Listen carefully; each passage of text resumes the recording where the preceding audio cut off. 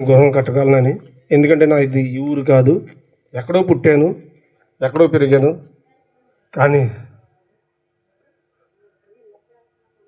దేవుడు ప్రణాళిక ఉంది కాబట్టి ఈరోజు ఈ ఊరికి వచ్చి నేను ఇలా గృహం కట్టుకున్నానంటే ఆ దేవుడి కృపే. ఎందుకంటే ఎన్నో శ్రమలు వచ్చాయి నా జీవితంలో. అయితే నాకు 2010లో మ్యారేజ్ అయింది, అందరికీ తెలిసిన విషయమే. 2013లో చనిపోయిన వాడినే. కానీ ఆ యాక్సిడెంట్ నుంచి ఈరోజు ఇలా క్షేమంగా ఉన్నానంటే దేవుడి కృపే. అంత పెద్ద ప్రమాదం నుంచి నన్ను తప్పించాడు. అలాగే మరొకసారి 2024 కూడా మరణాన్ని దగ్గరికి వెళ్ళి మళ్ళీ బతికొచ్చానంటే దేవుడి కృపే. అలాగా ఎప్పుడు అనుకోలేదు సొంత గృహం కట్టుకుంటానని.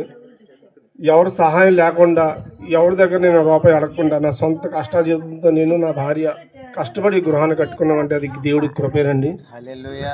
దేవుడి కృప లేనిది మేము ఏమీ చేయలేము.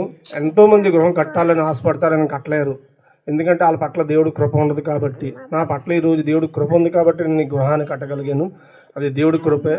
ఇంకా చిన్న చిన్న మాకు రుణభారాలు ఉన్నాయి, అది కూడా దేవుడు చక్కగా రుణభారాలు తీర్చుకోవడానికి దేవుడే తన కృప ద్వారా రుణభారాలు తీర్చుకోవడానికి ధైర్యపరచాలని, మా కష్టాజీతం అంతా దేవుడు మమ్మల్ని సహాయం చేయాలని, ఇంకా ఈ గృహంలో గొప్ప దీవులతో మేము ఉండాలని, ఎటువంటి గొడవలు ఇబ్బందులు పడకుండా, ఎన్నో గృహాలు శాంతి సమాధానం లేకుండా ఉంటారు, అలా కాకుండా మా భార్యాభర్తలను కలిసి చక్కగా క్షేమంగా ఈ గృహంలో ఉండాలని ఆశపడుతున్నాను. మీరు అన్నదినంలో పేదలను జ్ఞాపకం చేసుకోండి. మా కొరకు, మా కుటుంబం కొరకు, ఈ గృహం కొరకు నా చిన్న సాక్ష్యం దేవుడు దీవించను గాక.